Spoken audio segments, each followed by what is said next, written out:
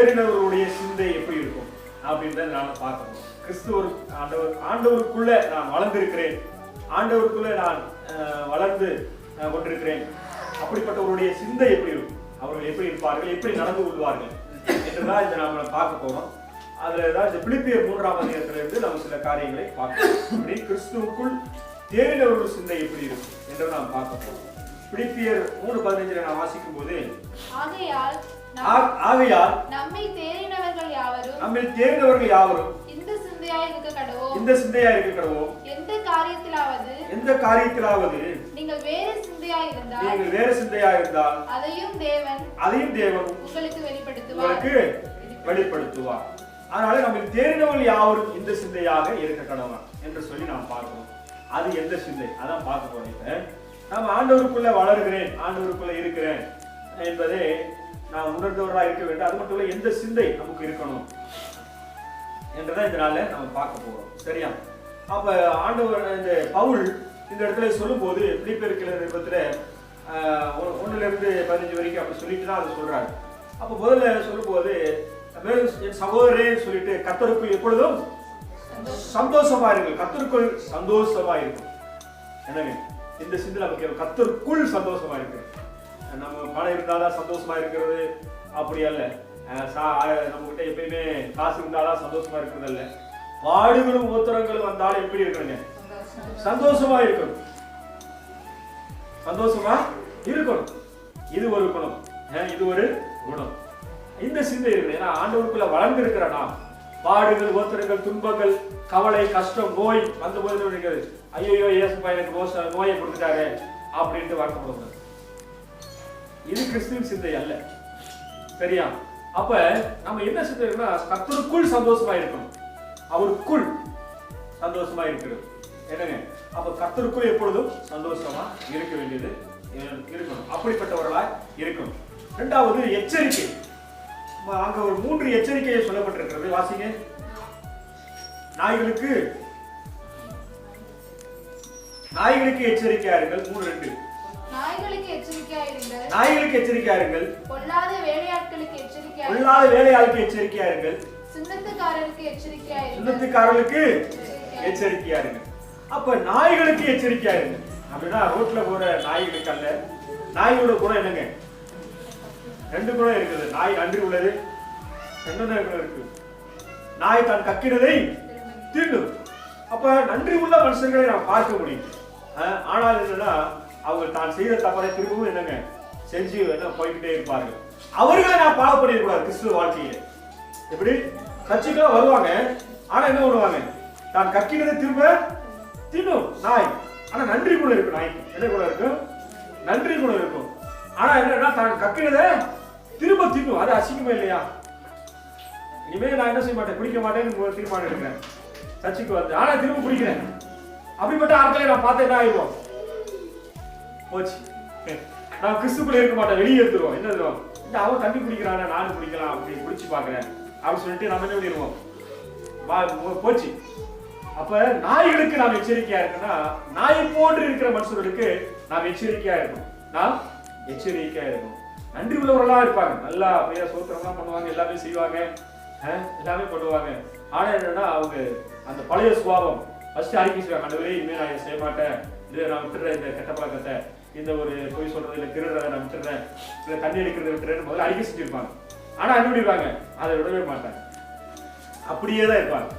அப்ப அப்படிப்பட்டவர்கள் என்ன பண்ணுவாங்கன்னா, அப்ப அவங்க வாழ்க்கையில முன்னேற்றம் என்ன இருக்காதுன்னா, இது ஆண்டவரை பார்க்க முடியாது, ஆண்டவரை பார்க்க முடியாது. அப்படிப்பட்டவங்களோட என்ன பண்ணுங்க, நாம் அவர்களை பின்பற்றுவர்களாய் மாறி வரக்கூடாது. சரியா? அடுத்து பொல்லாத வேலையாட்களுக்கு எச்சரிக்கையா இருக்கும். பொல்லாத வேலையாட்களுக்கு எச்சரிக்கையா இருக்கும். அது என்ன பொல்லாத வேலையாட்கள் அப்படின்னு சொன்னா, அந்த காலத்துல நியாயப்பிரமாணம் தான் ரைட்டு, இயேசு தப்பு அப்படின்னு சொல்லிட்டு இயேசு பின்பற்றக்கூடாது, நியாயப்பிரமாணத்தை நம்ம பின்பற்றணும், யூதர் முறைமை தான் பின்பற்றணும், நீங்க எல்லாரும் இயேசு ஏற்றுக்கொண்டாலும் யூதர் அந்த நியாயப்பிரமாணத்தை பின்பற்றணும் அப்படின்னு சொல்லிட்டு சபையில சில ஆட்கள் இருந்தாங்க. சபையில சில ஆட்கள் இருப்பாங்க. இப்ப சபைக்குள்ள என்ன பிரச்சனைனா, இங்க நல்லா இல்ல அங்க போயிருவோம் அப்படி சில ஆட்கள் இருக்கிறாங்க. அவங்கள கொஞ்சம் எச்சரிக்கையா இருக்கும். இந்த சபை வந்து அந்த சபைக்கு போவோம், இல்ல அந்த சபைக்கு அங்க போவோம், அங்க சாப்பாடு போடுறாங்க அங்க போவோம், இந்த சாப்பாட்டுக்காக சில நம்மளை கூட்டிட்டு போவாங்க. அங்க நல்லா இருக்கணும், அப்படிங்கிறதுக்காக அல்ல, அவங்க சாப்பாடுக்காக நம்மளுக்கு கூட்டு போயிடுவாங்க. எச்சரிக்கையா இருக்கும். ஏன்னா எல்லா இடத்துலயும் யார் தான் மேய்ப்பன்? இயேசுதான் ஒரே தலைவன் தான், ஒரே தலைவன். நம்மளாம் ஆடுகள். ஆனா ஊழியக்காரராக ஆண்டவர் நம்மளை என்ன நியமித்திருக்கிறார். நம்ம இங்க சபையினுடைய விசுவாசிகளாக மூப்பர்களாக நாம் இங்க இருக்கிறோம். ஆனால் அதுல நம்ம ஒரு எச்சரிக்கையா இருக்கணும். நீங்க அந்நிய பாஷை பேசலையா, ஐயோ இது சரியான சபை இல்லை அப்படி சிலர் என்ன பண்ணுவாங்க, உங்களை டைவர்ஸ் பண்ணுவாங்க. அது என்ன நம்ம எச்சரிக்கையா இருக்கணும். நீங்க பரிசுத்தாவி பெறல அப்படின்னு எச்சரிப்பாங்க. ரட்சிக்கப்படும் போது நாம் பரிசுத்தாவை பெற்றிருக்கிறோம். நீங்கள் அபிஷேகம் பெறவில்லை, எச்சரிக்கையா இருக்கும். பொல்லாத வேலையாட்கள் என்ன பண்ணுவாங்கன்னா, அபிஷேகம் பெறலையா அப்படின்னு சொல்லிட்டு நீங்க நம்ம எச்சரிக்கையா இருக்கும்.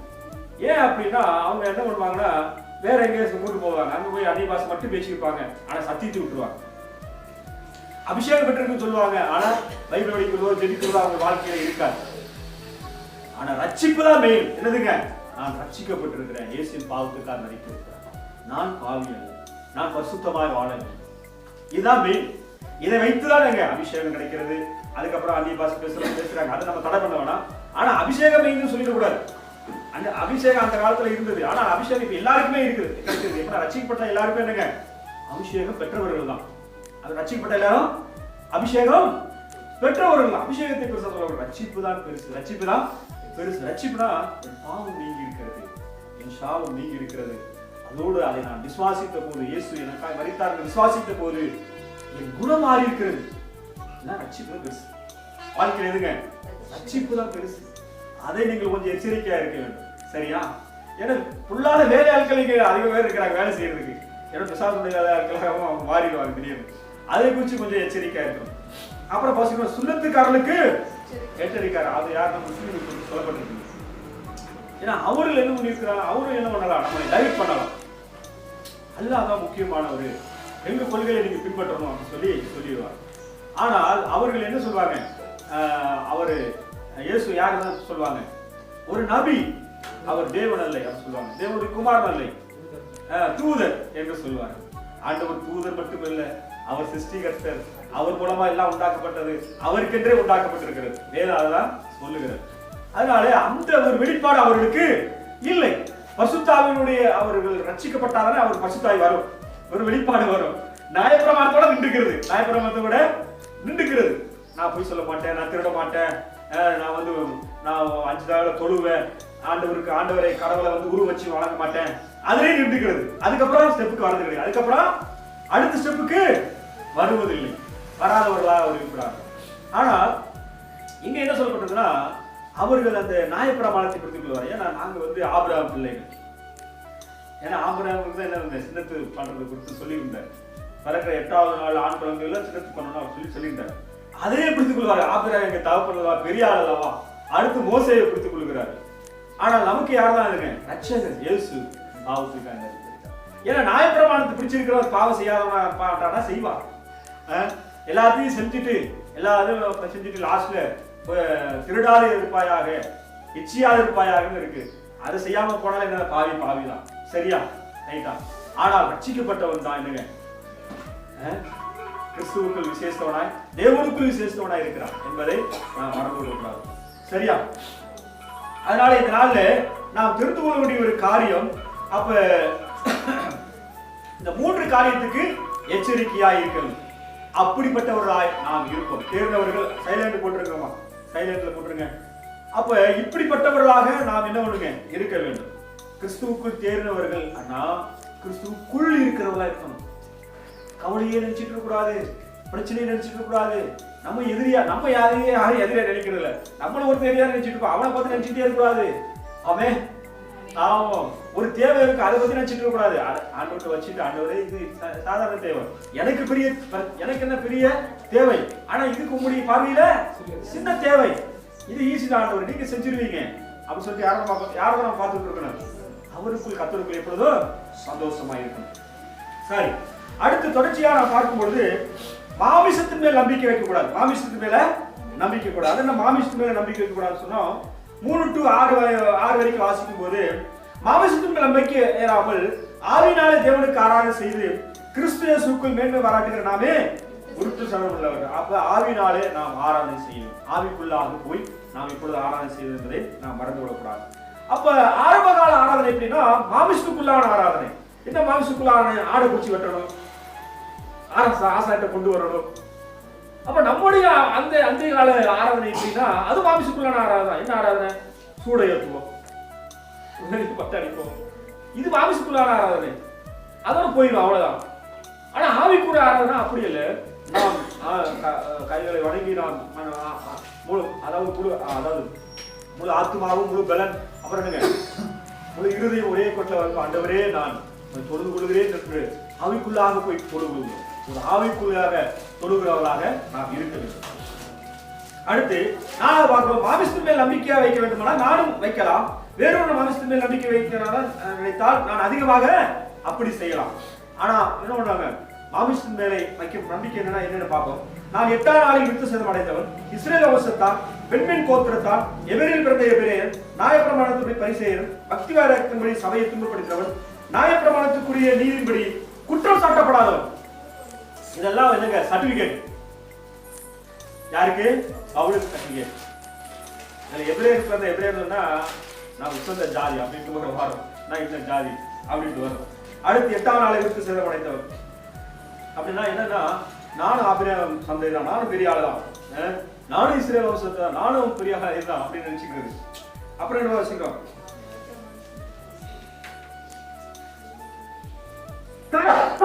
பிரமாணத்துப்படி பரிசேயன். நான் பரிசேய சமயத்தை சேர்ந்தவன், பரிசேய சமயத்தை சேர்ந்தவன். அப்புறம் என்ன பார்க்கிறோம், பக்தி வைராக்கியத்தின்படி சபையை துன்பப்படுத்த, நியாயப்பிரமாணத்தின்படி என்னங்க குற்றம் சாட்டப்படாதவன். நான் ஒரு பாவம் செய்யலையா? எப்படி? இந்த சர்டிபிகேட்லாம் நமக்கு சிலருக்கு இருக்கலாம், ஆனா ஒரு சிலருக்கு இருக்காது. பவுல் சொல்ற சர்டிபிகேட் நம்ம கிட்ட ஒரு சிலருக்கு இருக்கலாம், இந்த சொந்த சர்டிபிகேட்லாம். ஆனா என்னங்க, இதெல்லாம் மாமிசத்துக்குரியவை. அதுல மேன்மை பாராட்டக்கூடாது, அதுல மேன்மை பாராட்டக்கூடாது. சில பேர் சொல்லணும் நான் தசமபாகம் ஆண்டவருக்கு நான் கொடுக்கிறேன், அதுல மேன்மை பாராட்டக்கூடாது.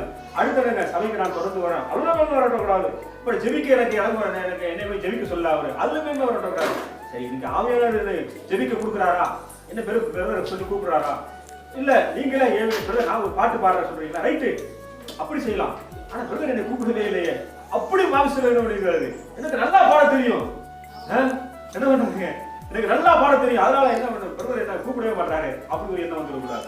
நம்மளே என்ன வாழ்ந்துற என்னை ஒரு நாளைக்கு பாட விடுங்க அப்படி சொல்லணும். இதுதான் எனக்கு ஆவிக்குரிய முயற்சி. அப்ப மாமிசத்தின்படி என்ன பண்ணுங்க, நம்ம என்ன பண்ணிருக்கிறாரு, அதுக்கு பெருமை பாராட்டுவாங்க. சில ஜாதி குறித்து என்ன பெருமை பாராட்டுவாங்க, அவங்க இந்த ஜாதி, அந்த ஜாதி, இந்த ஜாதி ஆக்கும், அப்படி ஆக்கும், இப்படி ஆக்கும். அதனால சொல்றாரு, பாப்பா பவுல் என்ன சொல்றாருன்னா, நானே பெரிய பிறந்த பெரியா இருந்தா, நானும் பெரிய ஆள் தான் அப்படி நீண்டு பெரிய சொல்லிட்டு இருக்கிறேன், நானும் அது ஒன்னே விட அதுதான் பெரிய ஆளுன்னு சொல்லிட்டு இருக்கிறாங்க. அப்ப இப்படிப்பட்டவர்களா நாம் இருந்து விடக்கூடாது. சரி, ஜாதி கொடுத்து வெளியே நம்ம பெருமை பாராட்டல, அப்ப அவன் பெருமை பாராட்டும் போது அதை என்ன நினைக்கும் நம்ம? அவரு என்ன சொன்னாரு, குப்பை. என்ன சொன்னாரு, நானே குப்பை தான் நினைச்சிட்டு இருக்கிறேன், நீ பெருசா நினைச்சிருக்க, அது குப்பை தான். அவன் நீ என்ன உயர்ந்த ஜாதி நினைச்சிட்டு இருக்கியோ, நான் ஏற்கனவே அது குப்பை தான் நினைச்சிட்டு இருக்கேன், நீ அது குப்பை என்ன. ஆனா இன்னொரு சிஸ்டம் இருக்குது,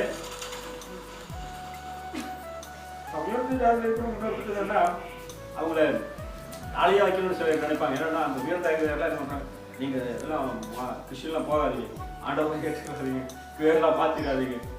நம்ம 10 பேரை பார்த்துறது கிடையாது, ஆனா என்ன சரி கிடைக்காது அப்படின்ட்டு நீ அதே அப்படின்னு என்ன பண்ணிடுவாங்க, கிருஷ்ணா மாறினாங்க பிசியா மாறிடும், பிசியா மாற்றிடுவாங்க. அதனால என்ன நீ அதுல போயிட்டா என்ன ஆகிடுவான், உயர்ந்த ஜாதியா மாறிடுவான். எப்படி? ஏன்னா அவன் வைக்கிற செக் என்னன்னா உனக்கு சலுகை கிடைக்காது. இப்படிலாம் பிசாசு ஏமாத்து வச்சிருக்க, இப்படிலாம் சொல்லுவாங்க, பிசாசு ஏமாத்துறவளா இருக்கிறான். ஆனா அவன் நல்லா உணர்ந்து பார்க்க நம்மளை ஏமாத்துறான், நல்லா என்ன பண்றான், ஏமாத்துறான். அவன் நாட்டுல கிடைக்கிற சலுகை, கவர்மெண்ட்ல சலுகையை விட யார்கிட்ட அதிகம் சலுகை இருக்கிறது, ஆண்டவர் செய்வார், ஆண்டவர் நடத்துவார் அப்படின்னு சொல்லிட்டு நம்ம விசுவாசிக்க வேண்டும். அவன் ஆபிரகாமை பார்க்கும்பொழுது ஆண்டவர் அழைத்தார். அப்போ அழைக்கும் போது அவன் சந்ததியில ராஜாவே பிறக்கல, ஆனா ஆபிரகாமுக்கு ராஜாவே படிச்சான். ஆமென் சொல்ல மாட்டீங்களா? அவ்வளவு வல்லமை இருக்கு விசுவாசத்துல நம்ம இருந்தால், அவ்வளவு வல்லமைனா அவ்வளவு ஆசீர்வாதத்தை தருகிறான். ஆபிரகாம் போய் அவன் ஏன்னா அவங்ககிட்ட வம்புடுத்தவங்க, ஆபிரகாம் போய் ராஜாக்கள் அவனை பிடிச்சு போயிட்டாங்க. கோத்து எல்லாம் அவனுடைய தம்பி மகனை பிடிச்சு போயிட்டாங்க. ஆனா அவன் ராஜாவே கிடையாது. ஆபிரகாம் என்ன பண்ணா போய் எல்லாம் அடிச்சு பிடிச்சிட்டு வந்தான். ராஜாக்களை அடிச்சு பிடிச்சிட்டு வந்தான். ஆனா ஆண்டவர் சொன்னாரு, ஒரு சந்தையில ராஜாக்களும் தோன்றுவார்கள். தோன்றுறார்கள் இல்லையா? தோன்றுறார்கள். அதனால நமக்கு வர வேண்டிய அசுவர்கள் கண்டிப்பாக வரும். அவன் ஆனா நாம் எப்படி இருக்க வேண்டும் சொன்னால், மாமிசத்துல பெருமாறக்க கூடாது. எனக்கு நல்லா ஜெபிக்க தெரியும், நான் பெரிய பாஸ்டர், நானே பெரிய பாராட்ட கூடாது. நாம் எப்படி நாம் சபைக்கு போறோம், நம்முடைய ஆண்டவர் வார்த்தை என்னை நோக்கி வருகிறதா, இந்த வார்த்தை எனக்கு சொல்லப்பட்டது, அந்த வார்த்தை மூலம் எனக்கு என்ன இருக்கிறது, அப்படி என்னங்க நாம் தியானிக்கணும். தேவ வார்த்தை வரும்போது அந்த வார்த்தை எனக்கு வந்தது, தேவனுடைய வார்த்தை பாருங்க, இதுல இருக்க ஒவ்வொருத்தரும் தேவனுடைய வார்த்தை. அப்ப இந்த வார்த்தை மூலம் ஆண்டவர் எனக்கு என்ன சொல்லுகிறார், நான் இன்னும் எப்படி நான் ஆண்டவருக்கு பிரியமாய் வாழ வேண்டும், அப்படி ஒரு எண்ணம் நமக்கு வர வேண்டும். அதான் என்னங்க ஆண்டவருக்குள்ள தேறின பிள்ளைகள், கிறிஸ்துவுக்குள்ள தேறின பிள்ளைகள். சிலருக்கு என்ன பண்ணக்கூடாது, மாமிசத்துல நான் இத்தனை வருஷம் வருகிறேன், நான் ஒரு சபைக்கு போனேன்னு அது ஏற்கனவே சொல்லி இருக்கிறேன். அந்த சபையில் இருந்தாங்க ஒருத்தர் டபுக்கு நான் ஆராதனை செய்தி கொடுத்துட்டு இருக்கிறார். டபுக்கு சபைக்கு சேரத்தைக்கு போட்டுட்டு நான் 14 வருஷமா இங்க வரேன், ஒன்றும் சரியில்லை அப்படி டப்புனு வெளியே போயிட்டாரு. வயசானவர் தான் போயிட்டார். அப்ப இதெல்லாம் எதை குறிக்கிறதுனா, கிறிஸ்துவுக்குள்ள தேர்ச்சியை குறிப்பதில்லை. என்னன்னா கிறிஸ்துவ தேர்ந்த சிந்தையா இருக்கிறது நம்ம என்ன இல்லை. என்னன்னா அவர் 14 வருஷமா வர என்ன தேர்ந்தெடுத்து இருக்கிறீங்க, என்ன முயற்சி பண்ணிருக்கீங்க, என்ன ஆண்டவர் பற்றி தெரிந்து வச்சிருக்கிறீங்க. நான் இத்தனை வருஷம் வந்திருக்கிறேன், நான் இத்தனை வருஷம் இதா இருந்திருக்கிறேன், இந்த சபைக்கு வரேன், ஆண்டவருக்குள்ள எப்படி வளர்ந்துறீங்க, எவ்வளவு ஜெபமான கத்திருக்கிறீங்க, எவ்வளவு வேலை தியானம் பண்ணி இருக்கிறீங்க, எவ்வளவு பரிசுத்தமா உங்க குடும்பத்தை நடத்துறீங்க, எவ்வளவு உங்களோட வாழ்க்கையில நீங்க ஆண்டவருக்காக பிரயாசப்படுறீங்க, இல்ல உங்க வாழ்க்கையில எப்படி தொழில் முன்னேற்றம் இருக்கிறது, ஆண்டவருக்குள்ள நீங்க தொடர்ந்து முக்கியத்துவம் கொடுத்தீங்கன்னா உங்க தொழில் முன்னேற்றமா. அதுவும் உண்மை தெரியுமா, அதுவும் ஒரு உண்மையான சம்பவம். நீங்க ஆண்டவருக்கு முக்கியத்துவம் கொடுத்தா உங்க தொழில் விருத்தியாக உங்க ஆசீர்வதிக்கும் ஆண்டவர் தயங்க மாட்டான். ஆமென். அதனால அதுல நம்ம என்ன எச்சரிக்கையாக இருக்க வேண்டியது அவசியமாக இருக்கிறது. இதான் கிறிஸ்துவுக்குள்ள தேர்ச்சி. அப்ப மாமிசத்துல மேன்மை பாராட்டி இருக்கக்கூடாது. நம்மளை சீண்டி பாப்பா பேசாது, ஜாதி சொல்லு அதை சொல்லி எனக்கு சீண்டி பாப்போம். ஆனா நாம என்ன நினைச்சிருக்கோம், அதை என்ன வாச்சாத நீங்க உங்களுக்கு புரியும். 11ஆம் வசனத்தை வாசிங்க. அவருக்காக எல்லாவற்றையும் நஷ்டம் என்று விட்டேன், அவருக்காக எல்லாவற்றையும் நஷ்டம் என்று விட்டேன், குப்பையமாக எண்ணுகிறேன். குப்பை அது நான் குப்பை நினைச்சிட்டேன். அப்ப அவங்க நம்மளை ஜாதி திட்டு போகுது, என்ன பண்ணாங்க, நம்ம சரி குப்பையை நீ ஞாபகப்படுத்துகிற, நம்ம அமைதியா இருந்துக்க வேண்டியது. ஏன்னா இதெல்லாம் வரும், இந்த மாதிரி பிரச்சனை வரும் வாழ்க்கையில. ஏன்னா பிசாசு யாரை விழுங்கலாம், யாரை சீண்டி பார்க்கலாம், யாரை கவுக்கலாம் அப்படின்னு பிளான் பண்ணிட்டு இருக்கிறான்.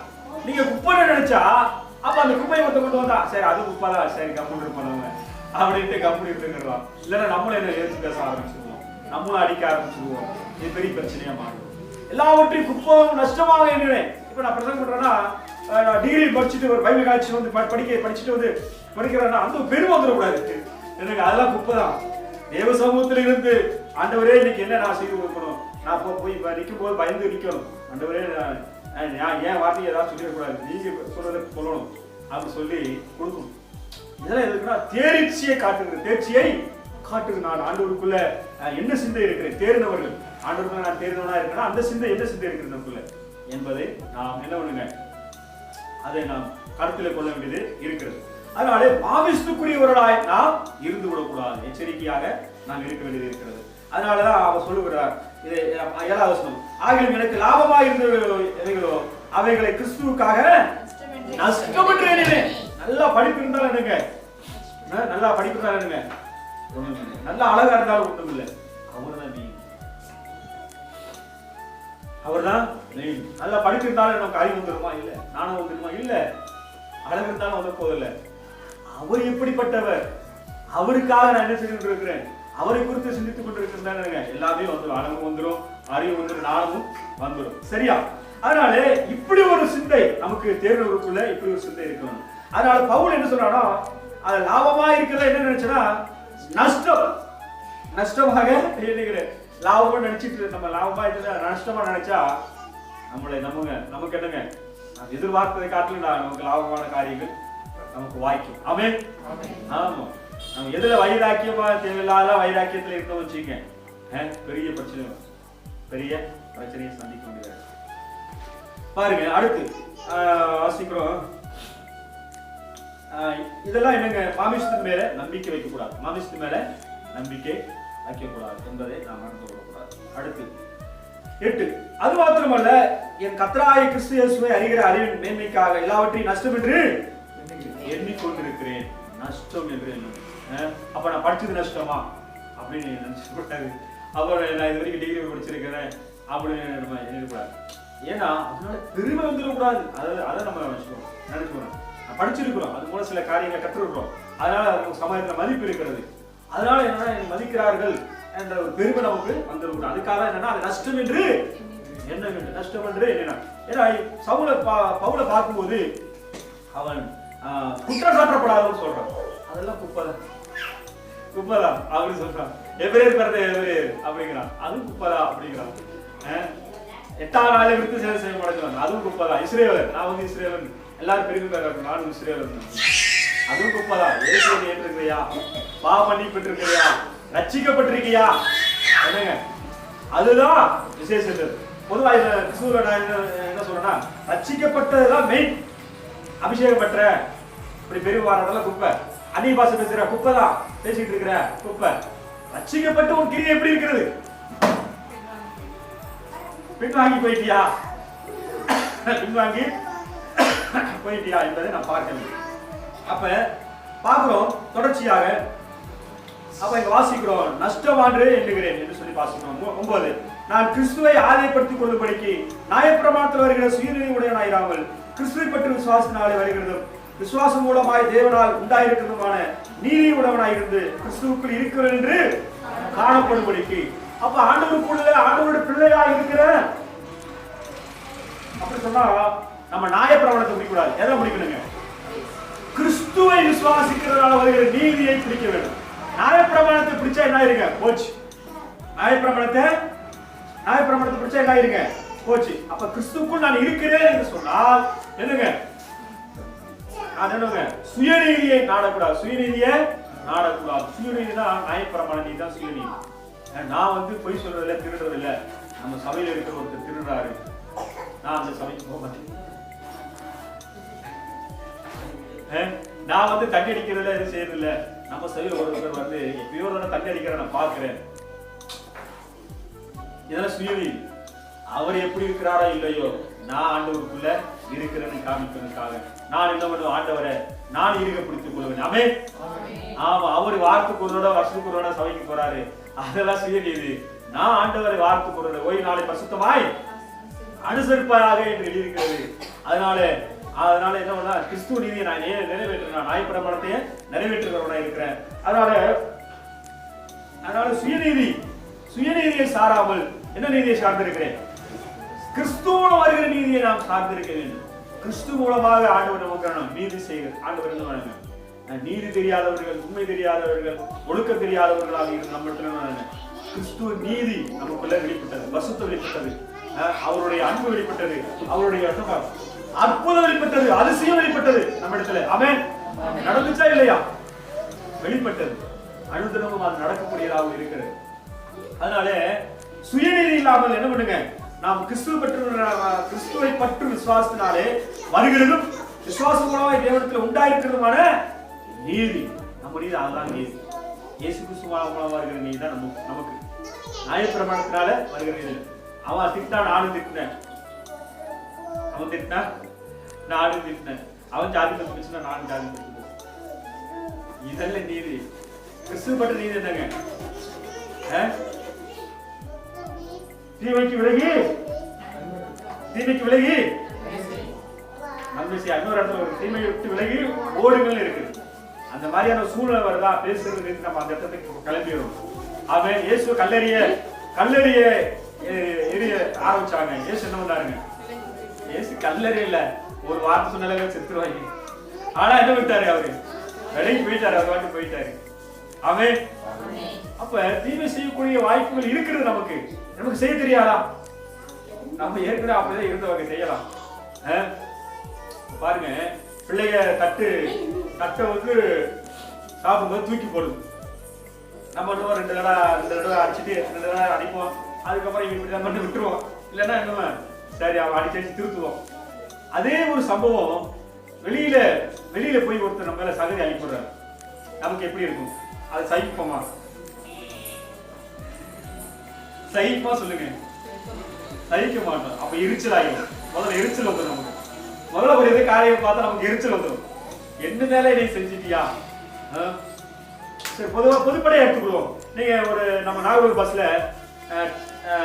ஏமா ஏறுறதுக்கு புதுவாரத்துல என்னங்க சீட்டு போடுறீங்க. ஆனா டக்குன்னு பார்த்தா அதுல போய் ஒருத்தர் உட்கார்ந்துட்டாரு. ஆனா என்னங்க நீங்க கட்சி போட்டிருக்க அதுலயே போய் உட்கார்ந்துட்டாரு. ஏங்க நான் பஸ் உட்கார்ந்துருக்கேங்க, நீங்க எதுக்கு என்ன பெரிய பிரச்சனை? ஆனா அந்த இடத்துல நாம எப்படி நடந்துக்கிறோம்? நான் சீட்டு போட்டிருக்கேன், நீங்க என்ன பண்றீங்க? சீட்டு எதுவா நம்ம சண்டை போட்டு ஏதாவது எழுத்து பெரிய பிரச்சனையா கூட்டுறதா இருக்கிறோமா? சரி போ. ஆண்டவர் தீமையை சகித்தார். தீமையை சகித்தார். அவங்க வயசான பையனோ இல்ல ஒரு வயசான அம்மாவோ வாடி பையனோ உட்கார்ந்தா என்னங்க நம்ம என்ன விட்டு கொடுக்குறோமா? இதெல்லாம் சிந்திக்க வேண்டியது. இதெல்லாம் சிந்திக்க. அப்ப தேவநீதி என்ன? தேவநீதி எப்படிப்பட்ட இருக்குன்னா விட்டு கொடுக்கிறவர். இயேசு கிறிஸ்துங்க விட்டு கொடுக்கிறவர்கள் விட்டு போவதில்லை. அப்ப சுயநீதி என்னன்னா நானும் இப்படிதான் செய்வேன் அப்படி இல்லை. கிறிஸ்து எப்படி செஞ்சாரோ நான் அப்படி செய்வேன். கிறிஸ்து எப்படி செஞ்சாரோ அதுபடி நான் செய்வேன். அதான் என்னங்க தேவன் இயேசு கிறிஸ்துவோட நீதி. அப்ப அந்த நீதியை நாம் பின்பற்றுவர்களா இருந்தால் நாம் என்னங்க ஆண்டவருக்குள்ள தேர்ந்தவர்களா இருக்கிறோம் அப்படிங்கிறத நாம் உறுதிப்படுத்துகிறோம். ஆமென். ஆமா, அதுல எச்சரிக்கையாக நாம் இருக்க வேண்டும். சரியா? அடுத்து 10வது வசனத்தை வாசிப்போம். இப்படி நான் அவரையும் அவருடைய உயிர்த்தெழுதலின் வல்லமையும் அவருடைய பாடுகளின் ஐக்கியத்தையும் அறிகிறதற்கு அவருடைய மரணத்துக்கொப்பான மரணத்துக்குள்ளாகி எப்படியாயினும் நான் மரித்தோரிலிருந்து உயிரோடு எழுந்திருப்பதற்கு தகுதியாகும்படிக்கு அவருக்காக எல்லாவற்றையும் நஷ்டம் என்று விட்டேன். இங்க பார்க்கிறோம். அப்ப நான் ஆண்டவருக்குள்ள தேடி இருக்கேன் அப்படி சொன்னா என்னன்னா அவங்க உயிர்த்தெழுந்த வல்லமை நமக்குள்ள கிரியை செய்யும். உயிர்த்தெழுந்த கிறிஸ்து இங்க சாவாரா? அவர் எதுக்காக உயிர்த்தெழுந்தார்? பாவத்துக்காக மரித்து உயிர்த்தெழுந்து விட்டார். அப்ப நானும் உயிரோடு இருக்க வேண்டும் என்றால் எப்ப உயிர்த்தெழுந்த வல்லமை நமக்குள் கிரியை செய்ய வேண்டும் என்றால் அவருடைய பாடுகள் ஐக்கியத்தை அறிந்திருக்கணும். பாடுகளுடைய ஐக்கியத்தை அறிந்திருக்கிறவன். பாடுகள் ஐக்கியம் என்ன? ஐக்கியப்படுத்துறது. இப்ப என் பிள்ளை நான் எப்படி அறிமுகப்படுத்துறதுன்னா ஐக்கியப்படுத்துறேன். இது என் பிள்ளைங்க 5ஆ படிக்கிறான் 8ஆ படிக்கிறான், இது மூத்த பிள்ளை, ஐக்கியப்படுத்துவோம் இல்லையா? ஐக்கியப்படுத்துறதா இல்லையா? அப்ப ஐக்கியப்படுத்துறதா இப்படிதான். அப்ப பாடுகளை ஐக்கியப்படுத்தணும். கிறிஸ்து எனக்காக மரித்தார். இது டெய்லி நம்ம ஐக்கியப்படுத்த வேண்டிய ஒரு காரியம். ஏன்னா அப்பொழுதுதான் நீங்க தேறினவர்களா இருக்கிறீர்கள் தெரியும். ஆண்டவருக்குள்ள என்னங்க கிறிஸ்துவுக்குள் தேறினவர்களா சிந்தை. ஏன்னா பாடுகளோட ஐக்கியத்துல நீங்க சிந்தை இருந்தாதான் உயிர்த்தெழுதல உங்களுக்கு ஐக்கியம், உயிர்த்தெழுதல ஐக்கியமா இருக்கும். அதனால பவுல் சொல்லும் போது அவருடைய மரணத்துக்கொப்பான மரணத்துக்குள்ளாகி அவருடைய மரணத்துக்கொப்பான மரணத்துக்குள்ளாகி. இப்ப நான் சொல்றேன் என் பையன் இவன் படிக்கிறான், நல்லா படிப்பான், ஐக்கியம் காமிக்கிறோமா இல்லையா? இப்படிப்பட்ட பையன் தான் இருக்கிறான் சொல்லி நம்ம அறிமுகப்படுத்துவோம். அப்ப மரணத்துக்குள்ளான ஒரு மரணம். இயேசு கிறிஸ்து எனக்காக மரித்தார், ஐக்கியப்படுத்துவோம். என் பாவத்துக்காக மரித்தார், ரத்த சிந்தினார், அதனால பாவம் மன்னிக்கப்பட்டிருக்கிறது அப்படி மற்றவங்க சாட்சி சொல்லணும். இன்னொன்று என்னன்னா இதை மாற்றி நம்ம டெய்லி சொல்ல வேண்டியதுன்னா ஆண்டவரே எனக்காக மரிச்சிக்கல, ரத்த சிந்தினீங்க, இன்னைக்கு தெரியாம பாவம் செஞ்சிருந்தா மன்னிங்க, இல்ல நான் திட்டிட்டேன், இப்படி என்னை மன்னிச்சிருங்க, இனிமே இப்படி நான் செய்யக்கூடாது அப்படின்னு சொல்லிட்டு நான் டெய்லி அறிக்கை செய்யணும். அப்பதான் பாவம் மன்னிக்கப்படும். அப்ப கிறிஸ்துவுக்குள்ள நீங்க இருக்கிறவர்களாக இருப்பீங்க, கிறிஸ்துவர்களுக்குள்ள இருக்கிறவர்களாக இருப்பீங்க. நமக்கு அறியாமலே யாராவது திட்டிட்டு இருப்போம், மனசுக்குள்ள தெரியாது என்னங்க, சிந்தையில தீய நோக்கமே பாவம் செஞ்சுட்டோம். அது தீய நோக்கம் நமக்கு நல்ல நோக்கமா இருக்கும், நமக்கு நல்ல நோக்கமா இருக்கும். தெருவில் போன நமக்கு பிடிக்காத ஒரு ஆள் போல இவெல்லாம் இருக்கிறதுக்கு சத்தம் நல்லா இருக்கும், பூமிக்கு பாரமா தெரியலாம் அவன் சமைக்க வேண்டியது சாக வேண்டியது நம்ம கையில இருக்கு. ஜீவன் யார் கையில இருக்கு? நம்ம நினைப்பு எப்படி இருக்கு? தீய நோக்கம். இவனுக்கெல்லாம் உயிர் தேவையா? இவனுக்கெல்லாம் உயிர் தேவையா? இது இருந்தா செத்தா நல்லா இருக்கு. ஆனா சொல்லல, வெளிப்படையா சொல்லல, ஆனா மனசுக்குள்ள நினைக்கிறோம். ஆனா இதுல எப்படி? பாவம். அப்ப பாவத்துக்குரியான சம்பவத்துக்கு வழி முக்கியமானது. வழியோடு கூட ஆக வேண்டும். இயேசு கிறிஸ்து பலியானதை நீங்கள் நினைவுபடுத்தி இதாவது கூட ஆயிட்டே இருக்கிறார். வழி இல்லை. ஏன்னா ஆதி காலத்துல என்ன, தப்பு செஞ்சுட்டா போச்சு. என்னன்னா பாவம் தனக்கு அறி வரும்போது கடா பிடிச்சுக்கணும், இல்லைன்னா ஒரு என்ன பிடிச்சுக்கணும், ஒரு ஆட்டு, ஒரு விளையாட்டு கிடையாது, பழுதற்றது, ஒரு குறையும் கூடாது. என்ன பண்ண வெட்டி அப்ப தலை வைக்க, ஆண்டவரே நான் இந்த மாதிரி நான் செஞ்சுட்டேன், தப்பு பண்ணிட்டேன். குறிப்பா சொல்லும்போது இப்படி ஒரு சம்பவத்தை வச்சுக்கோமே, என் தம்பியை சொல்லிட்டு நான் எழுதி வாங்கிட்டேன் தெரியாம, ஐயோ அது அநியாயம், நான் இப்ப உணர்றேன், அதை மன்னிச்சிருங்க. அது திரும்ப தந்துற, ஆனா பாவம் தான், மன்னிச்சிருங்க. எதுல கை வைக்கிறேன், கெடாமல கை வைக்கிறேன். வச்ச பிறகு இது இது இது எனக்காக பலி எடுக்கிறேன், எனக்காக என் பாவத்திற்காக இது பலி. ரைட்டா? ஏன் இது அந்த பலி கொண்டு வந்தாருன்னா, ஆடு அப்ப காலையெல்லாம் பண்ணிட்டு இருக்கிறாங்க. ஒரு தரித்திரனாக கொண்டு வரணும், குஞ்சு கொண்டு வரணும், அங்க ரத்தம் சிந்தப்படணும். அப்ப ஒரு பாடுடைய அப்ப என்ன ஆண்டவர் சொல்றாருன்னா, பாவத்துக்கான பலி நீ செலுத்திக்கிட்டே இருக்கிற வேற வழி இல்ல, அப்பதான் நீ பரிசுத்தம் ஆகிட்டே இருப்ப.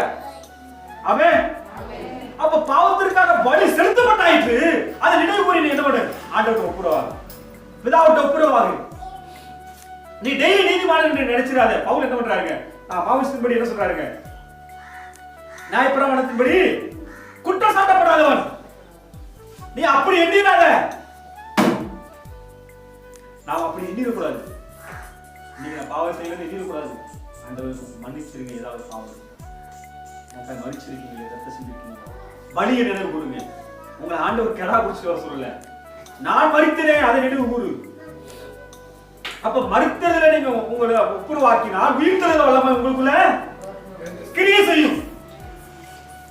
அதனால ஆண்டவர் சொன்னாரு, ஒரு விதை செத்தால் ஒழிய உயிர்ப்பிக்க மாட்டார், பலன் கொடுக்காது. உங்கள் நல்ல காரியங்கள், உங்களுக்கு வாய்க்க வேண்டிய சம்பவங்கள், உங்களுக்கு வர வேண்டிய ஆசீர்வாதங்கள் என்னங்க, நமக்கு இருக்கிற கெட்ட குணங்களால, நமக்கு இருக்கிற மோசமான நடத்தினால என்ன ஆயிருங்க, வர வேண்டிய ஆசீர்வாதம் வராமே போயிடும். ஏன்னா தெரியல எப்படி இதுல இருந்து தப்பிக்கிறது, எப்படி இதுல இருந்து நாம் மீறுவது, எப்படி இதுல இருந்து நான் ஆசீர்வாதத்தை பெற்றுக்கொள்வது என்று தெரியாதவர்களாக நாம் இருக்கிறோம். அதனால பவுல் சொல்லும்போது அவருடைய பாடுகளின் ஐக்கியத்தையும் அறிகிறதுக்கும் அவருடைய மரணத்துக்குப்பான மரணத்துக்குள்ளாக வேண்டும். அவருடைய மரணத்தை நாம் நினைவு கூறும்போது நாம் உயிர் தெரிந்து கொண்டே இருக்கோம். என்னங்க, நன்மையான கிரியை செய்வதற்கு ஆயத்தப்பட்டு கொண்டே இருக்கோம். நம் பிள்ளைகளுக்கு, நம் சமுதாயத்திற்கு, சுற்றி இருக்கிறவர்களுக்கு நாம் நல்லது செய்வதற்கு நம்மளை சரி செய்து கொண்டிருக்கிறோம் என்பதுதான் உண்மை. ஆமென். ஆமா. சிலர் என்ன பண்றாங்கன்னா, தன்னுடைய பாடுகளை எடுத்து கொண்டிருப்பாங்க. எங்க அப்பா இதை எப்படி சொல்லிட்டாரு, என் மனைவி இப்படி சொல்லிடுச்சு, என்னைய அதையே நினைச்சுட்டு இருப்பாங்க, பழசையே நினைச்சிட்டு இருப்பாங்க. ஆரம்பத்துல ஏதோ திட்டிருப்பாரு, அதையே நினைச்சிட்டு இருப்பாங்க. அவரு இப்ப சரியா இருப்பாரு, அதை விட்டுருவாங்க, அதையே நினைச்சிருக்காங்க. அது இந்த மாதிரி செஞ்சுட்டீங்க, இதை பண்ணிட்டீங்க, அதை பண்ணிட்டீங்க, வரதேசி சொல்லிச்சிங்க, நாய் சொல்லிச்சிங்க, பேய் சொல்லிச்சிங்க, அதையே பிடிச்சிக்குவாங்க. அதெல்லாம் என்னென்ன நினைக்கணும், நம்ம குப்பை என்று நினைக்க வேண்டும், நஷ்டம் என்று நினைக்க வேண்டும். நான் யார் நினைக்கிறேன், கிறிஸ்துவை. சிலர் என்ன பண்ணா, ஒருத்தர் நம்மளுக்கு அதை செஞ்சுட்டா, இதை செஞ்சுட்டா, அதையே நினைச்சு கொண்டிருப்போம், நம்ம பாடுகளை நினைச்சு கொண்டிருப்போம். ஆமென். நம்ம பாடுகளை அவர் பாத்திர வச்சுட்டு அவர் பாடுகளை நினைக்கிறோம். ஆமென். அவர் கன்னத்தில் அறையப்பட்டார், முகத்துல துப்பப்பட்டார், வாரினால் அடிக்கப்பட்டார், அசிங்கப்பட்டார், கேவலப்படுத்தப்பட்டார். அவரை காட்டிலும் நாம் அப்படி கேவலப்பட்டிருக்குமா, அசிங்கப்பட்டிருக்குமா?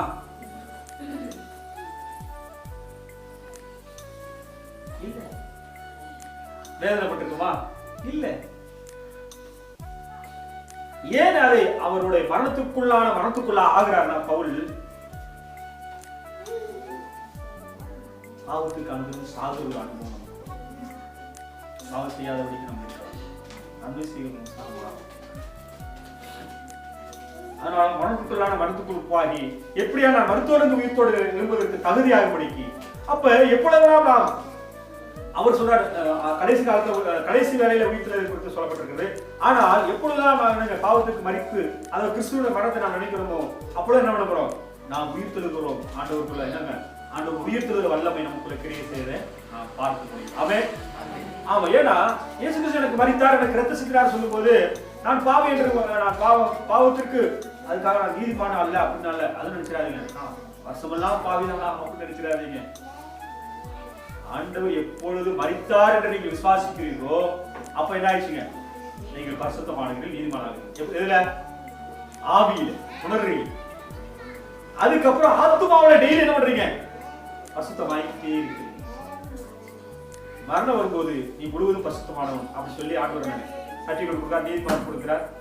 இந்த கிரியைங்க அப்ப ரட்சிக்கப்பட்ட நாள் முதல் ஆண்டவரை ஏற்றுக்கொண்டதுல இருந்து நீ செய்த எல்லா கிரியைகளுக்கும் நீ நல்லதா செஞ்சிருப்ப. அதுக்கப்புறம் கெட்டது செஞ்சு அதனுடைய பலன் இருக்கு. பொல்லாத வேலையாளா நாயாக நாம் வாழ்ந்திருப்போமானால் அதுக்கு தனியா இருக்கிறது. ஆனா பலன் குறையும்.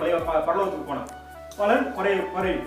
ஆனால் இப்ப வாசிக்கிறவனாக என்னங்க நான் மரணத்தை நினைவுகூறுவர்களான அவர் மரணத்துக்குள்ளாகி நான் எப்பொழுதும் உயிர்த்தெழுதல் வல்லமை நமக்குள்ள வெளிப்படும். ஆமென். அதை நாம் வீணாக நினைக்கிறோம். சரியா? ஏன்னா இதை மட்டும் என்ன பிசாசு மறைச்சிருவான். இதை மட்டும் என்ன பண்ணி பிசாசு மறைச்சிருவான் நம்மள. ஆண்டவர் ஆசீர்வதிக்க வேண்டும், ஆண்டவர் ஆசீர்வதிக்க வேண்டும், அபிஷேகம் பெற்றிருக்க வேண்டும், அந்நிய பாஷை பேச வேண்டும், அதையே பெருசாக காமிப்பான். ஆனா எதை மறைச்சிருவான்? இயேசு உனக்காக மரிச்சார் பாரு, அதை மட்டும் நினைச்சிடாத. நினைச்சா நான் செத்துருவேன். பிசாசு சொல்லுவேன், நீ அதை நினைச்சா நான் செத்துருவேன், நான் டெய்லி செத்துருவேன், அதனால நீ அதை மட்டும் நினைச்சிடாத அப்படின்னு என்ன பிசாசு மறைச்சு வச்சிருவான். ஆனா மரணத்தை, இயேசு கிறிஸ்துடைய மரணத்தை நாம் நினைவுறும் போது நாம் பலி செலுத்துகிறோம், பலியிடுகிறோம், நம்மளே பலி கொடுக்கிறோம். அந்த இடத்துல நமக்குள்ள என்ன வரும்? ஜீவன் வரும், ஜீவன் உண்டாகும். நாம் திரும்பவும் புதுபலன் அடைந்து கடுவரை போல எழும்புவார். ஆமென். அல்லேலூயா. கர்த்தருக்கு காத்திருந்து கடுகு போல பலன் அடைந்து கட்டைகளை அழித்து உயரே எழும்பிடுவார். கர்த்தருக்கு காத்திருந்து கடுகு போல பலன் அடைந்து கட்டைகளை உயரே எழும்பிடுவார். புதுபலன் அடைந்திடுவார். நீ புதுபலன் அடைந்திடுவார். புதுபலன் அடைந்திடுவார். நீ புதுபலன் அடைந்திடுவார். புதுபலன் அடைந்திடுவார். நீ புதுபலன் அடைந்திடுவார். புதுபலன் அடைந்திடுவார். நீ புதுபலன் அடைந்திடுவார். ஆமென். சங்கீதம் 113ல ஒரு வசனம் இருக்கு. அது என்னன்னா, அவர் உன்னுடைய ஆத்மாவை மனசுக்கெல்லாம் நீக்கி கழுகுக்கு சமாய் வயது திரும்ப வாழ வயதாக இருக்கு. புதுபலன் அப்படி என்னங்க, டெய்லி புதுபலன். ஆமென். புதுபலன் எழுப்பி ஆண்டவருக்கு மகிமையாக வாழ்ந்து கொண்டிருக்கிறோம். சரியா? அப்ப கிறிஸ்துக்குள் இருக்கிறேன் என்பதை என்ன அத்தாட்சினா என்னங்க, கிறிஸ்துக்குள் இருக்கிறேன் என்பதை அவரையே நோக்கி பார்க்கிறது. மாமிசத்து மேல் நம்பிக்கை வைக்கூடாது. மாமிசத்து மேல மற்ற பதவி போய் பிரச்சனை, குடும்பத்தில் நடக்கிற பிரச்சனை, மகளுக்கு நடக்கிற பிரச்சனை அதை நாம தூக்கி வைத்துக் கொண்டிருக்க கூடாது. அதெல்லாம் ஆண்டு சமத்துல வச்சிட வேண்டியது. ஆமென். ஏன்னா வேற யாரும் வீட்லயும் நடக்காது, நம்ம வீட்டுல நடக்கல. ஆமென். அது ஒரு பிரச்சனையை நம்ம நினைக்க வேண்டாம். ஆண்டவர்கிட்ட வச்சுட்டு அவர் சரி பண்ணி வைக்கிறார். ஆமென். ஒரு தம்பிகிட்ட நான் குடும்ப பிரச்சனை பிரிஞ்சு இருக்கிறான் நாங்க சொல்லிட்டு சிந்திக்க அவன்கிட்ட போய் கொஞ்சம் ஆலோசனை கொடுக்கலாம். எதனால அவன் குடும்பம் பிரிஞ்சு இருக்கிறான்னு சொல்லிட்டு போய் கேட்க போச்சு. அந்த பொண்ணு அறவே இவனோட வாழ மாட்டேன்னு சொல்லிடுச்சு. என்ன காரணம் அப்படின்னா, நீ ஆண்டவரே விட்டுட்டு வா, அப்பதான் வாழ வைப்பேன். அப்ப அவர் அதாவது ஆண்டவர் வணங்கிக்காம சொல்லி சொன்னாலும் பரவாயில்ல, நீங்க வணங்கிக்கலாம், சர்ச்சைக்கு போகலாம் சொன்னா அவளோட வாழலாம். அது அறவே நீ வந்தா வா, இல்லைன்னா சரி ஆண்டவர் வேணும் சொல்லி வந்தா நான் ஏற்றுக்கிறேன். ஆனா அவன் என்ன பண்றான், அது எப்படி ஆண்டவர் பதிலளிக்கணும் அப்படின்னா இதுக்கு நான் உண்மை சொல்ல முடியாது, கவுன்சிலிங் கொடுக்க முடியாது. அப்ப அவன் சொன்னா என்ன சொன்னா, பிரச்சனை ஃபர்ஸ்ட் என்கிட்ட இருந்துச்சு, இப்ப பிரச்சனை யார்கிட்ட போயிடுச்சு, இப்ப ஆண்டவர்கிட்ட போயிடுச்சு.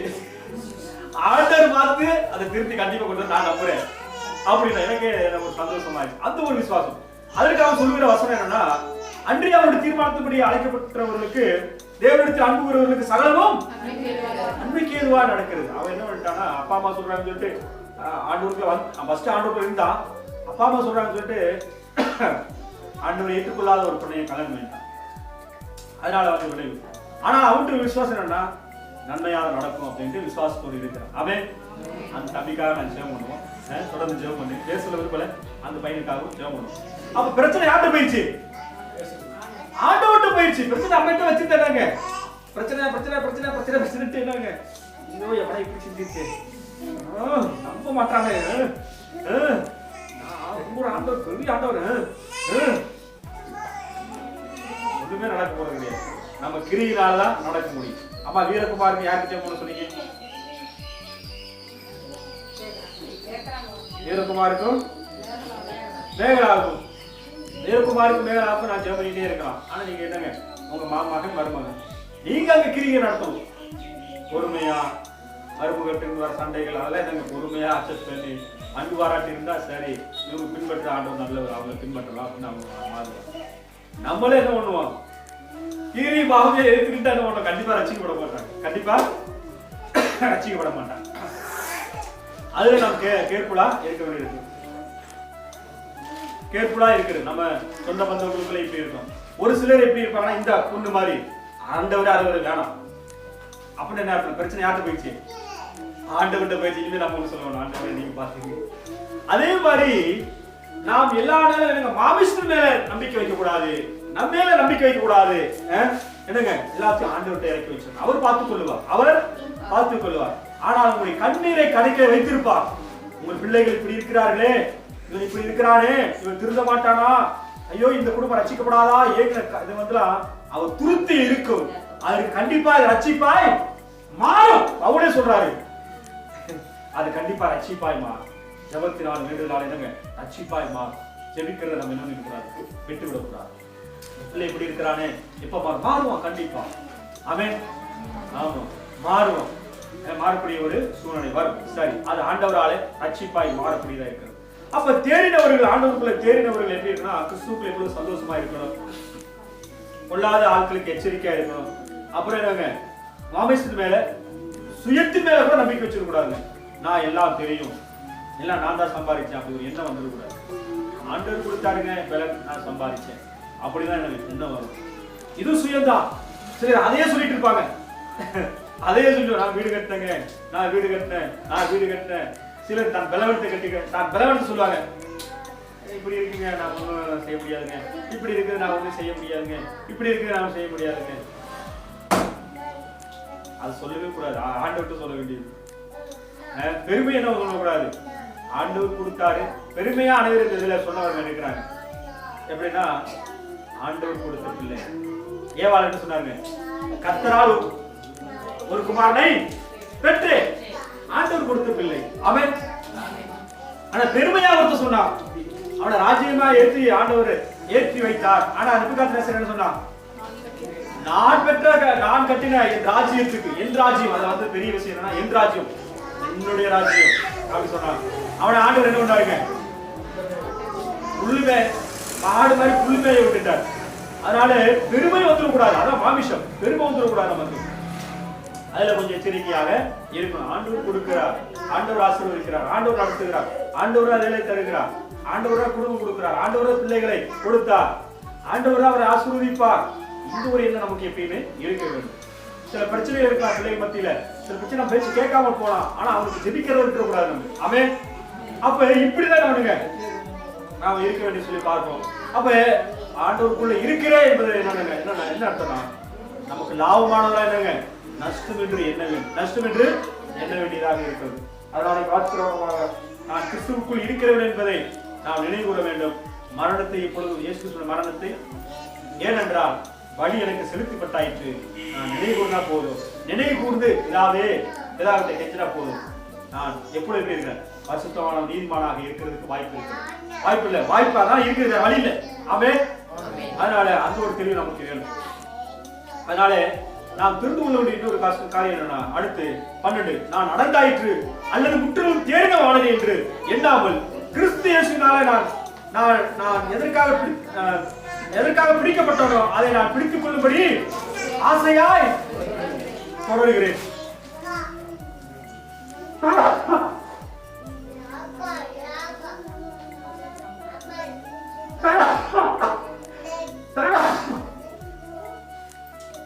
அதாவது நான் அடைந்தாயிற்று அல்லது முற்றிலும் தேறினவான அப்படி ஒரு நம்பிக்கை வந்துடக்கூடாது. எப்படி வந்துடக்கூடாது? இத்தனை வருஷம் நான் சபைக்கு போறேங்க, எல்லாமே எனக்கு தெரியும், எல்லாமே எனக்கு தெரியும், அப்படி ஒரு எண்ணம் வந்துடக்கூடாது நமக்கு. இத்தனை வருஷம் நான் சபைக்கு போறேன், எல்லாமே தெரியும், அப்ப நான் எல்லாமே தேடிட்டேன் அப்படின்னு என்ன இருக்கக்கூடாது, என்ன வந்துடக்கூடாது. ஆனா அதுக்கு பதில் எப்படி இருக்குன்னா, கிறிஸ்து இயேசுவினால் என்ன எதற்காக பிடிக்கப்பட்டனோ, கிறிஸ்து இயேசுவினால எதற்காக நான் பிடிக்கப்பட்டனோ. எல்லாரும் கேட்பீங்க, ஆண்டவர் எனக்கு பிடிச்சாரா? இது எப்படி இருக்குன்னா, பவுல் என்ன பிடிச்சாரு? சாரி, பேதுரு என்ன பிடிச்சிருந்தாரு? மீன் பிடிச்சிருந்தாரு. அவரை போய் பிடிச்சது யாரு? இயேசுவை போய் பிடிச்சிட்டாரு. கஷ்டமான சூழ்நிலை, போய் இரவெல்லாம் போட்டா ஒண்ணும் கிடைக்கல, ஆண்டவர் அந்த நேரத்துல போய் பிடிச்சாரு. அப்படி ஒரு கஷ்டமான சூழ்நிலை, ஒரு பாவ காரியங்கள், ஒரு அந்தகார கிரியைகள் இருக்கிற சூழ்நிலையில ஆண்டவர் நம்ம பிடித்தார். எதற்காக பிடித்தார்? பவுலை எதற்காக பிடிச்சாருங்க? மனுஷரை பிடிக்க மாதிரியா? பேதுரு அதுக்காக பிடிச்சார், மனுஷரை பிடிக்கும்படியாக பிடிச்சார். ஆனா நமக்கு நம்மளை எதற்காக பிடிச்சாருங்க? நான் பரிசுத்தர், நீங்களும் பரிசுத்தர். நான் நீதிமானா இருக்கிறதுனால நீங்களும் பரிசுத்தர். நான் உங்களை சொந்த ஜனம், சொந்த சொத்து, சொந்த பிள்ளைகள், இப்படி நம்ம பிடிச்சிருக்காரு. நீதிக்காக, சமாதானத்துக்காக, இதுக்கெல்லாம் நம்மளை ஆண்டவர் நம்மளை பிடித்திருக்கிறார். இதுக்கு ஒப்பாக இன்னொரு வசனத்தை நான் வாசிக்கலாம். இன்னொரு பிடிக்கிறத ஒரு குறித்து நான் பார்க்கலாம். 2 தீமோத்தேயு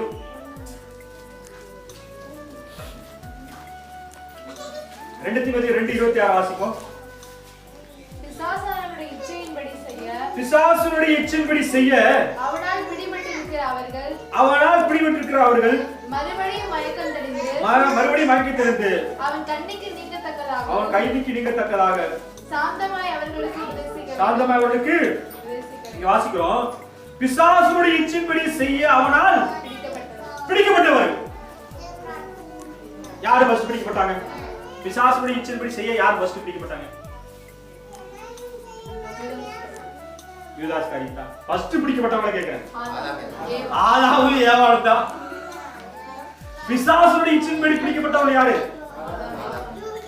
அப்ப இயேசு கிறிஸ்துவுடைய விருப்பத்தின்படி பிடிக்கப்பட்டவர்கள் யாரு? அப்ப பிசாசுக்கு பிடிக்க நம்ம விட்டுறாரு. பாருங்க, பிசாசுடைய இச்சை என்னன்னா, இதுல ஒரு பின்னாடி ஒரு 12 லிஸ்ட் வரும். அதை நான் வாசிக்கிற வேகமா நீங்க கவனிங்க. 2 தீமோத்தேயு 3ஆம் அதிகாரத்துல 2வது வசனத்துல இருந்து 2 தீமோத்தேயு 3ஆம் அதிகாரம் 3வது 2வது எப்படி மனுஷர்கள் தற்பிரியராய் பாத்தீங்களா? தற்பிரியராய் முதல்ல தற்பிரியர் தான் உன்னை சாத்த ஆரம்பிச்சு விட்டான். நீங்க கடவுளா மாறிடுவீங்க. என்னதான் கடவுளா மாறிடுவீங்க, நீங்க கடவுளுக்கு ஒப்பாயிருவீங்க. தற்பிரியம் யாருக்கு ஆரம்பிச்சு விடா? ஏவாளா தூண்டி விடுறா. நீ கடவுளா போய் மாறிடுவீங்க. இந்த பழத்தை சாப்பிடுங்க. தற்பிரியராயும், அப்புறம் பணப்பிரியராயும், வீம்புக்காரராயும், அகந்தி உள்ளவர்களாயும், தூசிக்கிறவர்களாயும், தாய் தகப்பன்மாருக்கு கீழ்ப்படியாதவர்களாயும், நன்றி அறிதல் இல்லாதவர்களாயும், பரிசுத்தம் இல்லாதவர்களாயும். பரிசுத்தம் இருக்கக்கூடாது. யாரோட வேலை? இப்படிதான் நம்ம இருந்தோம். அடுத்து அப்புறம் சுபாவம் இல்லாதவர்களாயும், சுபாவம் இல்லாம கூட இருப்பாங்க. அப்படி சுபாவம் இல்லாதவர்களாயும், இறங்காதவர்களாயும். சுபாவம் அன்பு இல்லாதவர்னா, இப்ப இடத்துல ஒரு சம்பவம் நடந்துச்சு. ஒரு பையன் என்ன பண்ணான்னு ஒரு பொண்ணை கால் வச்சான். நீங்க பேப்பர்ல பார்த்துருப்பீங்க. இதுதான் சுபாவம் அன்பு. போயிட்டு அந்த பொண்ணையும் வீட்டோட படுத்திட்டான். அந்த பொண்ணையும் அவங்க அம்மாயும் சொல்லிட்டான். செய்யலாமா? ஆதரிச்சு ஆனா என்ன பண்ணிட்டாங்க? சுபாவம் இப்படி செய்யக்கூடாது, இது கொடூரம், இது பாவம், இது கொல்லக்கூடாது, இப்படி செய்யணும். சரி, அடுத்து அவதூறு செய்கிறவர்களாயும் இச்சடக்கம் இல்லாதவர்களாயும் கொடுமை உள்ளவர்களாயும் நல்லோரை பயிக்கிறவர்களாயும் துரோகிகளாயும் துணிகர உள்ளவர்களாயும் இருமாப்பு உள்ளவர்களாயும் தேவப்பிரியராய் இல்லாமல் சுகம் போக பெறுகிறாய். தேவப்பிரியராய் இல்லாமல் சுகம் போக பெறுகிறாய். ஆண்டவரை நீ மையப்பட்டாத நான் தான் எல்லாம், நான் தாங்க எல்லாம் சொல்லிட்டு இருக்கேன். இது அப்படியே சுகபோக பிரிகிறாய். அப்புறம் தேவபக்தி வேஷத்தை தரித்து அது பெறனை மறுதளிக்கிறவராகும். கிறிஸ்துவ கிறிஸ்டின் சொல்லிட்டு என்னங்க சோத்தெல்லாம் சொல்லுவாங்க, ஆனா கிரியில அதை மறுதளிச்சுடுவாங்க. கிரியில என்ன நீங்க மறுதளிச்சுடுவாங்க. இதெல்லாம் என்ன பிசாசு கிரி, பிசாசுடைய கிரியைகளா இருக்கிறது. அப்ப பிசாசு பிடியில இருக்கிறது நோக்க வேண்டாம், அவனுக்கு விருப்பமானதை செய்யணும், அவனுக்கு பிடித்தமானதை செய்யணும். என்ன செய்யுங்க, அவனுடைய வேலை என்ன வேலை? அவனுடைய வேலை என்னங்க? பாவம் செய்யறது. யாருக்கு விரோதமா? தேவனுக்கு விரோதமா நீ பாவம் செய்யு, நானும் செஞ்சுட்டேன் நீ செய்யு.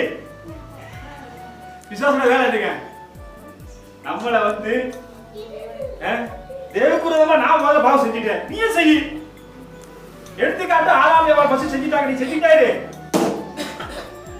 ஆண்டவர் நம்மளை எதுக்கு பிடிச்சாருன்னா நீதிக்காக, பரிசுத்தத்திற்காக, உண்மைக்காக, தேவனுடைய ராஜ்யத்துக்காக, ஆளுமைக்காக, வெற்றிக்காக,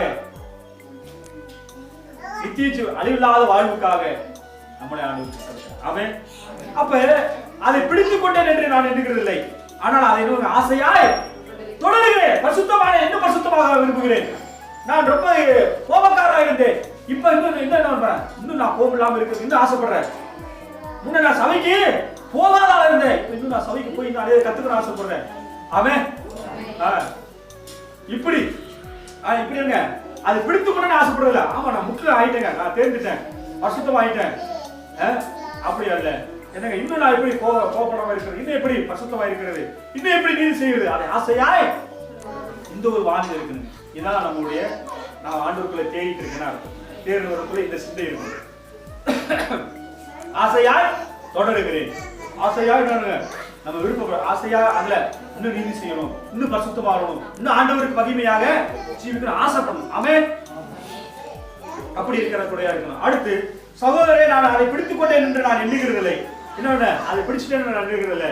ஒன்று செய்கிறேன், பின்னாடை மறந்து முன்னாடை நோக்கி ஓடுகிறேன். பின்னாடை என்னன்னா ஏற்கனவே நடந்த சம்பவங்கள், நம்ம வாழ்க்கையில் நடந்த அசிங்கம், என்ன போராட்டங்கள், அடி உத, இதெல்லாம் நாங்க அதையே நினைச்சிட்டு இருக்கிறேன். அதெல்லாம் மறந்து நான் இருக்கேன். ஓடணும், ஓடணும். யாருக்கு முன்னாடி? ஆண்டவருக்கு முன்னாடி ஓடணும். பாருங்க, முன்னாடி மறந்து முன்னாடிகளை நாடி கிறிஸ்து இயேசுவுக்குள் தேவன் அழைத்த பரம அழைப்பின் பந்தய பொருளுக்காக லக்கை நோக்கி ஓடுகிறேன். கிறிஸ்து இயேசு நமக்கு என்ன வச்சிருக்காருங்க? தேவன் அழைத்த பரம அழைப்பின் பந்தய பொருளுக்காக நம்ம இருக்கிறோம், ஓடிக்கிட்டு இருக்கோம். ஆண்டவர் நமக்கு பரம அழைப்பு. என்ன அழைப்பு?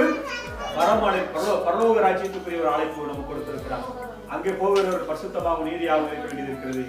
நரகத்துக்கு போக வேண்டாம், என்ன ஒண்ணுமே செய்ய வேண்டாம், மனம் போல வாழ்ந்தா போது நரகத்துக்கு போயிடுவாங்க. அவன் அதனால நான் பரலோகத்துக்கு போகணும். அவன் பரலோகத்துக்கு போக வேண்டியவர்கள், பரலோக அழைக்கப்பட்டவர்கள். என்னங்க லக்கு, நமக்கு ஒரு லக்கு இருக்கிறது. பரிசுத்தம், நீதி, நியாயங்கள், உண்மை எல்லாம் நாம் என்னங்க நமக்கு ஒரு லக்க வைத்திருக்கிற ஆண்டவர். அவர் நமக்கு ஒரு மாதிரி வைத்து போயிருக்கிறார். அவர் எனக்கு சிலுவையில ஜெயித்து இருக்கிறார். அவன் நாமும் அவர் வழியாய் நடக்க வேண்டியது இருக்கிறது. அவன் ஒரு பாடல் பாடுவான். பரம அழைப்பின் பந்தய பொருளுக்கா நான் லக்கை நோக்கி ஓடுகிறேன். பரம அழைப்பின் பந்தய பொருளுக்கா நான் லக்கை நோக்கி ஓடுகிறேன். நான் ஓடுகிறேன், நான் ஓடுகிறேன், என் இயேசுவுக்காக நான் ஓடுகிறேன். நான் ஓடுகிறேன், நான் ஓடுகிறேன், என் இயேசுவுக்காக நான் ஓடுகிறேன். அல்லேலூயா, அல்லேலூயா, அல்லேலூயா, அல்லேலூயா, அல்லேலூயா, அல்லேலூயா, அல்லேலூயா, அல்லேலூயா. இந்த நஷ்டம் லாபம் சொன்ன பார்த்தீங்களா? நஷ்டமானா நம்ம பிள்ளைகள் நஷ்டம் இல்லை, அது நமக்கு தெரியப்படுத்துகிறது. நஷ்டம்னா எனக்கு மகிமையா இருந்தது என் படிப்பு. இப்ப பெரிய வீடு கட்டிட்ட வச்சுங்க, ஒரு பெரிய வீடு கட்டிட்டேன், ஒரு பெரிய வீடு கட்டிட்டார் என்னங்க. ஆனா எல்லாரும் என்ன சொல்லுவாங்க, அவர் பெரிய வீடு கட்டிட்டாருப்பா, அப்படி பெரிய வீடு நல்ல ஒரு வீடு கட்டி சூப்பரா கட்டி பெருசுலாம் பண்ணிட்டாருப்பா, அது பேர் யாருக்கு வரும்? எனக்கு வரும். ஆனா அது யாருக்கு வரணும் பேரு? ஆண்டவருக்கு வரும். அவங்க சொல்லலாம், ஆனா நான் என்ன சொல்லணும்? அது என்ன குப்பங்க, ஆண்டவருக்காக எல்லாம் செஞ்சாருங்க, நான் செய்யல, நான் செய்யறதுனால என்னாச்சு குப்பை அப்படி போச்சு, ஆண்டவர் அவர் செய்யலுங்க இதைத்தான். அதனால குப்பை பிள்ளைகள் சொந்த பந்தங்களாம் குப்பை நினைச்சிடக்கூடாது, அது ஆண்டவர் நமக்கு கொடுத்த செல்வங்கள் புத்தகங்கள். ஆமென். அதனால லாபமான அனைத்து என்னங்க நஷ்டம் என்று நாம் நினைக்கிறோம். ஏன்னா நமக்கு எது லாபமா இருக்கா அதை நினைச்சிட்டு இருக்கோம், அதே நமக்கு பிரச்சனை மாறிடும். ஆமென். நாம வந்து சொத்து இதெல்லாம் என்னங்க, இதெல்லாம் இந்த சொத்து இருந்தாதான் ஆண்டவர் பின்பற்ற முடியும், அப்படி இல்லை, அது இல்லாட்டாலும் ஆண்டவரை பின்பற்றலாம். ஆமென். அது ஒரு எச்சரிக்கையாக நாம் இருக்கணும். லாபமான அனைத்தையுமே நான் கஷ்டமென்று கருதுகிறேன், எனக்கு லாபமான அனைத்தையுமே நான் கஷ்டமென்று கருதுகிறேன்.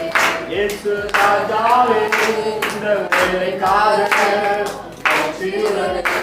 நான் தொழுகிறேன்.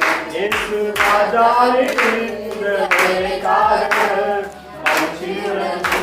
நான் தொழுகிறேன். அல்லேலூயா அல்லேலூயா அல்லேலூயா அல்லேலூயா